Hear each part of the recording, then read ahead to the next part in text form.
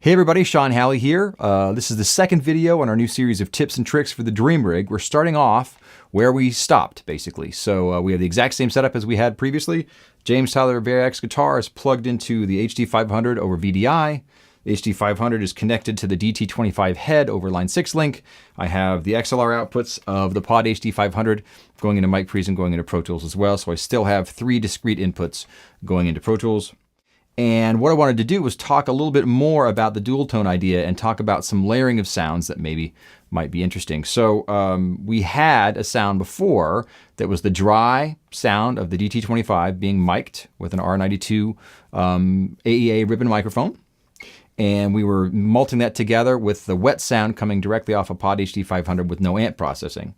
And if all we do is take the exact same sound, and as opposed to playing an acoustic model, play a sitar model, all of a sudden the sustains are completely different and you get something that sounds a lot more like a synthy kind of a pad. So if we start with the clean guitar sound,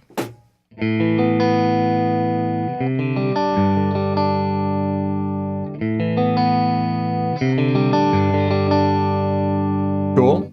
But let's add that same wet sound we had, but now with a sitar on top of it.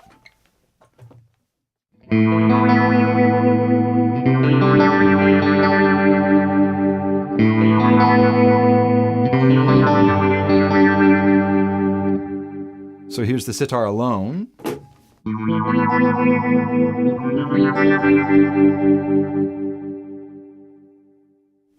Now that's cool, but what if we took it one step further? Why do they have to be pitched the same? What if we were to take the sitar and pitch it up a fifth so that it acts like a harmonizer?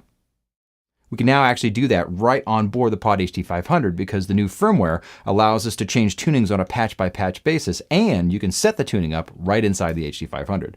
So let's zoom back down there in the iPhone view and see what we're going to do to set it up.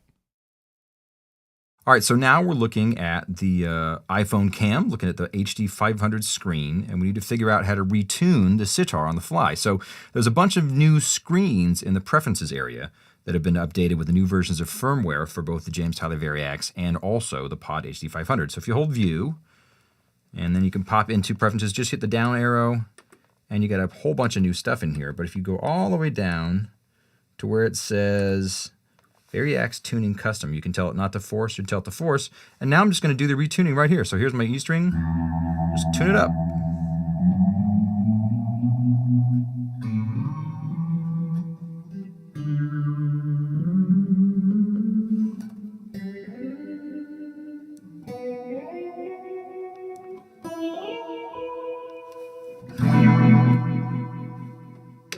Just that easy. All right, so let me go back up here.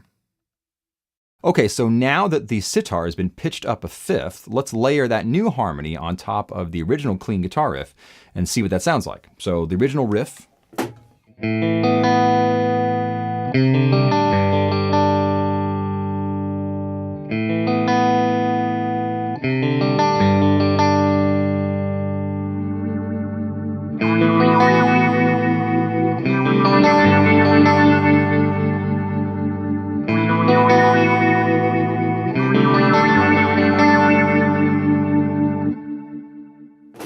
Well, that should trigger some creativity.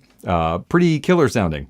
So it's important to remember that the Variax has a different pickup for Variax modeling on each individual string, which means that it doesn't have to guess what note each string is playing.